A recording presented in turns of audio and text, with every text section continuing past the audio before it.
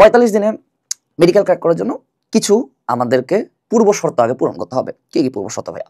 সেটা হলো যে এখন থেকে তোমাকে প্রতিদিন 12 ঘন্টা প্লাস নিজে পড়াশোনা করতে হবে। ঠিক আছে? সো লাস্ট 45 দিনে আসে তোমাকে কম করে প্রতিদিন 12 ঘন্টা প্লাস পড়াশোনা করতে হবে। এখন তুমি আমাকে বলতে পারো ভাইয়া এটা তো কাইন্ডা ইম্পসিবল টাইপ। 12 ঘন্টা ফির পড়া যায় নাকি? এটা পসিবল।